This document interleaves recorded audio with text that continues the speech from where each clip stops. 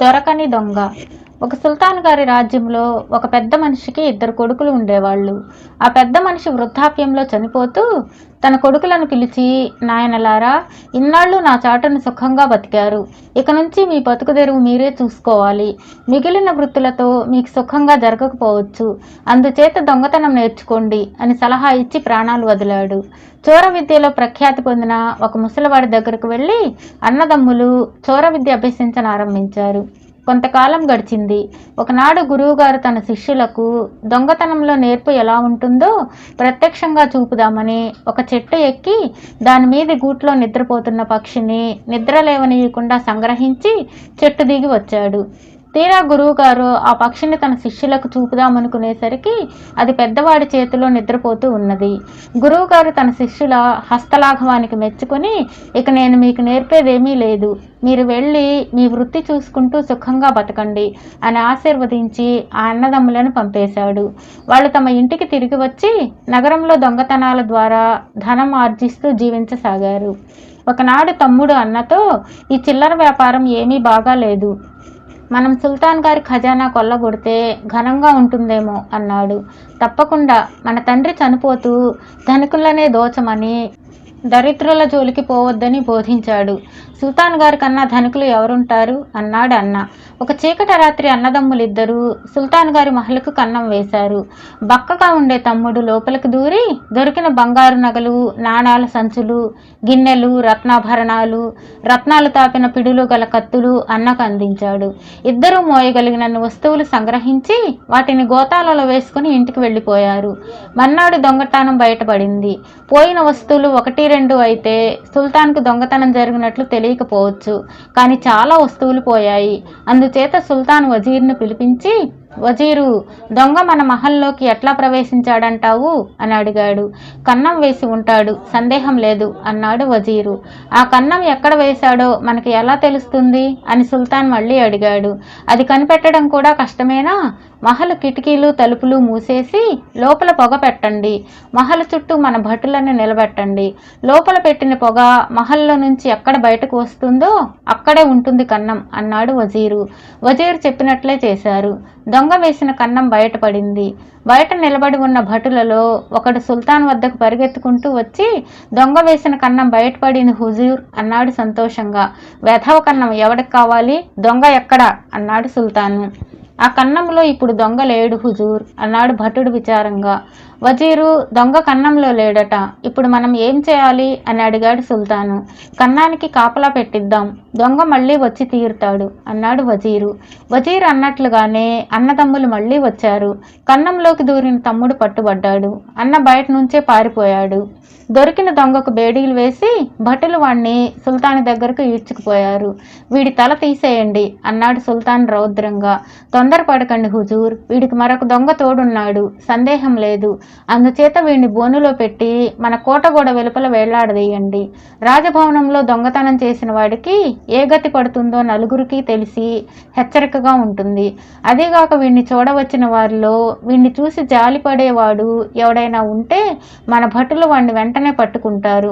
వాడే వీడికి తోడు దొంగ అయి ఉంటాడు అన్నాడు వజీరు. తమ్ముడిని బోనులో పెట్టి కోటగోడ వెలుపల వేళ్లాడదీశారు. జనం గుంపులు గుంపులుగా వచ్చి కుళ్ళిన కాయలు, పళ్ళు బోను మీదకి విసురుతున్నారు. రేపు వీడి తల నరికించేస్తారట అని అందరూ చెప్పుకుంటున్నారు. అక్కడ పరిస్థితి చూసి తమ్ముడిని విడిపించే ఉపాయం ఏదైనా ఉంటుందేమో తెలుసుకోవడానికి అన్న కూడా ఆ గుంపులో వచ్చి చేరి అందరూ అనుకునేది విన్నాడు. ఆ రాత్రి చీకటి పడ్డాక అన్న తన ముఖానికి ఒక తొడుగు తగిలించుకొని భుజానికి రెక్కలు కట్టుకొని మంచి వేషంతో తయారై ఒక గుర్రం ఎక్కి తమ్ముణ్ణి బంధించిన పంజరానికి భటులు కాపలా ఉన్న చోటికి ధైర్యంగా వెళ్ళాడు. ఎవరు నువ్వు అని భటులు అతన్ని ప్రశ్నించారు. నరాధముల్లారా, నన్ను గుర్తించలేదా? నేను మృత్యుదూతను, అబ్రాయల్ను. అల్లా నన్ను పంపాడు. ఈ ఖైదు నా సొత్తు, నేను పట్టుకుపోతాను అంటూ అన్న కాపలా వాళ్ల చేతిలో ఉన్న బీగం లాగేసుకుని పంజరం తెరిచి తమ్ముండి బయటకు లాగి గుర్రం మీద ఎక్కించుకొని వాయువేగంతో వెళ్ళిపోయాడు. భటులు భయంతో చేతులు కాళ్ళు ఆడక కొయ్యబారి చూస్తూ ఉండిపోయారు. ఆ రాత్రి తమ్ముడు ఆ రాజ్యం వదిలి శాశ్వతంగా మరొక దేశం పోయి అక్కడ బతకసాగాడు. ఎందుకంటే ఈ రాజ్యంలో ఇక వాడు బతకటం అసాధ్యం. వాడిని అనేక వేల మంది చూశారు. కానీ అన్న మాత్రం వెళ్ళిపోలేదు. వాణ్ణి మృత్యుదూత వేషంలో తప్ప ఎవరూ చూడలేదు. అందుచేత వాణ్ణి దొంగ అని ఎవరూ పోల్చలేదు. రాజభవనం నుంచి తస్కరించిన సొమ్ము ఖర్చు చేస్తూ వాడు కొంతకాలం సుఖంగా జీవించాడు. నగలు ఇతర వస్తువులు మటుకు అలాగే ఉండిపోయాయి. వాటిని మార్చడానికి కానీ అమ్మడానికి కానీ ప్రయత్నిస్తే వాడే దొంగ అన్న సంగతి బయటపడుతుంది. వాడు రాజుగారికి దొరికిపోతాడు. దొరికిన దొంగ తప్పించుకుపోయినందుకు సుల్తాన్ చాలా బాధపడ్డాడు. దొరకని దొంగ తన భటుల కళ్ళలో దుమ్ము చల్లడం ఆయన మరీ బాధించింది. ఆయన తన వజీరును పిలిపించి, వజీరు, దొంగ మనల్ని మోసం చేశాడు, ఇప్పుడేం చేద్దామంటావు అని అడిగాడు. వాణ్ణి క్షణాల మీద పట్టేస్తాను. నా చేతికి ఒక 12 బంగారు మాడలు ఇప్పించండి అన్నాడు వజీరు. వాటిని ఏం చేస్తావు అని సుల్తాన్ అడిగాడు. మన మహల్కు వచ్చే దారిలో వాటిని వెదజల్లుతాను అన్నాడు వజీరు. అందువల్ల ఏమవుతుంది అని సుల్తాన్ అడిగాడు. ఏమవుతుందని అడుగుతున్నారా? దొంగవాడైన వాడు వాటి కోసం రాకుండా ఉండగలడా? మామూలు దొంగలైతే తమను పట్టుకోవడానికే వాటిని వేశారని గ్రహించి వాటి జోలికి పోరు. కానీ ధైర్య సాహసాలు గల గజ దొంగ అలా విడిచిపెట్టడు. ఎలాగైనా వాటిని కాజేయాలని ప్రయత్నిస్తాడు. మనం చాటుగా కాపలా ఉంచే భటులు వాణ్ణి ఇట్టే పట్టేస్తారు అన్నాడు వజీరు. సుల్తాన్ సరేనని వజీరుకు 12 బంగారు మాడలు ఇప్పించాడు. వజీరు వాటిని రాజమార్గంలో వేయించి రహస్య స్థలాలలో కాపలా వాళ్లను ఏర్పాటు చేశాడు. దొంగ వాటిని చూసి వాటికి కాపలా ఉంటుందని గ్రహించి వాటిని తీసుకోకపోతే తాను అప్రయోజకుడేనని నిశ్చయించుకొని ఆ బంగారాన్ని కాజేయడానికి ఒక పన్నాగం ఆలోచించాడు.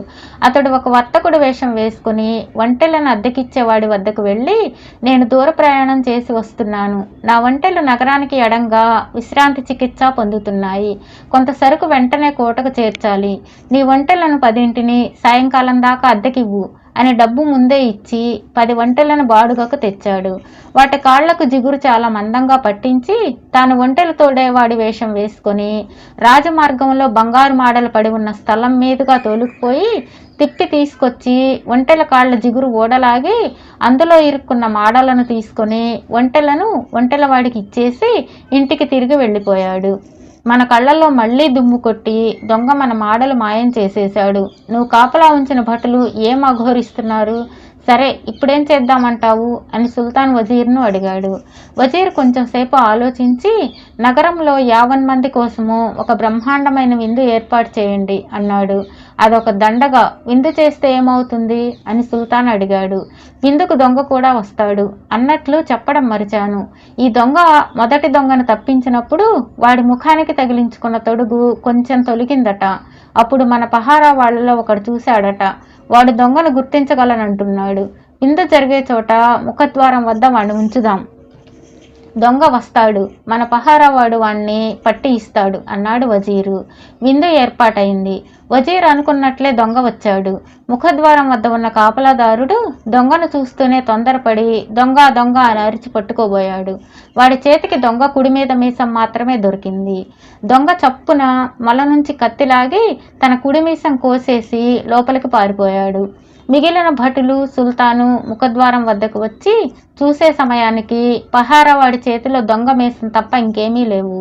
మళ్ళీ దొంగను జారిపోనిచ్చామా అన్నాడు సుల్తాన్ నిస్పృహగా. వాడెక్కడికి పోతాడు? ఇందులో వాళ్లలోనే ఉంటాడు. బయటకు వస్తే ఇటుగానే కదా రావాలి. వాడు చిక్కాడే అనుకోండిక అని వజీరు భటులతో, మీరు విందులో ఉన్న వాళ్ళందరినీ వెతికి కుడిమీసం లేని వాడిని పట్టుకురండి అన్నారు. కొద్దిసేపటికి భటులు 10 మందిని పట్టుకొచ్చారు. వారిలో ఎవరికీ కుడిమీసం లేదు. దొంగ జనం మధ్య తిరుగుతూ గబగబా 10 మంది కుడిమీసాలు తన కత్తితో కోసి తన ఎడం మీసం కూడా కోసుకొని అందరితో పాటు విందు పదార్థాలు ఆరగిస్తూ వినోదం చూస్తూ ఉన్నాడు. మర్నాడు సుల్తాన్ వజీర్ను పిలిచి, వజీరు, నీకు పెద్దతనం వచ్చేసింది, విశ్రాంతి తీసుకో, వెంటనే చాటింపు వేయించు. నాకు చిక్కకుండా ఉండే గజ దొంగ నా దగ్గరకు వచ్చినట్లయితే నా కూతుర్నిచ్చి పెళ్లి చేసి నా వజీరుగా చేసుకుంటాను అన్నాడు. ఆ విధంగా దొంగ సుల్తాన్ గారి అల్లుడు వజీరు అయి చాలా సుఖంగా జీవించాడు.